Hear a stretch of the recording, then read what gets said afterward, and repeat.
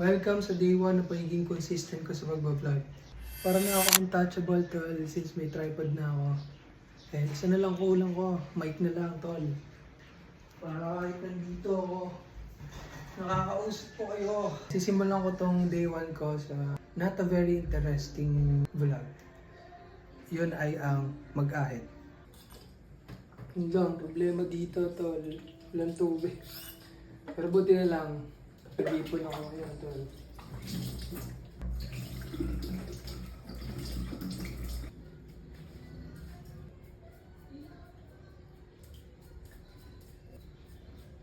To be honest tol, last year pa talaga ako nagbo-vlog. Isa sa mga struggle ko kung bakit hindi ako nagiging consistent sa pagbo-vlog ay dahil usually ang mga binablog ko lang ay kapag kakakain sa labas, magkakape, pupunta sa Tagaytay. Para magawa ko yun consistently, dapat involved ay pera syempre. Syempre kakain ka sa labas, gagastos ka. At isa pa tol, last year kasi nakadepende rin sa mga tropa ko kung sasamahan ba nila ako sa trip ko or hindi. Based na rin sa mga napapansin ko or napapanood ko sa mga vlogger na hinahangaan ko tol.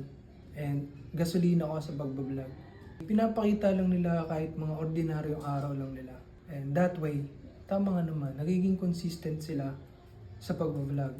And mas nagiging natural or mas nagiging authentic tignan or panoorin yung isang vlog. Nagigets nyo ba ako tol?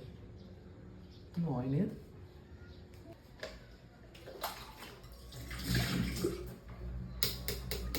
And to be honest tol, nagtataka ako tol kasi kahit pinapanood ko lang yung mga ganong klaseng vlog nila, parang I feel connected pa rin.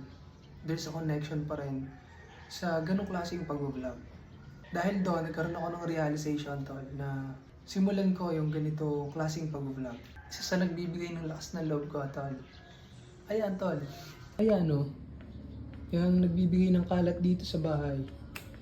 Epal yan eh. Yes na. Tapos na ako mag-ahit tol. Masyado nang mahaba tong vlog na to para sa ordinaryong araw lang naman. Pero bago ko tapusin tong vlog na to tol, isa rin sa reason tol kung bakit nag-decide ako na simulan tong pag-vlog na to consistently ay dahil medyo mahaba yung oras na pwede kong gugulin para sa sarili ko. Dahil dito lang din naman ako nagtatrabaho sa bahay. Since work from home setup lang naman yung trabaho ko tol. Dito lang ako sa kwarto ko lang ako nagtatrabaho. Kung mapapansin nyo, medyo dilaw yung ilaw ng bahay ko.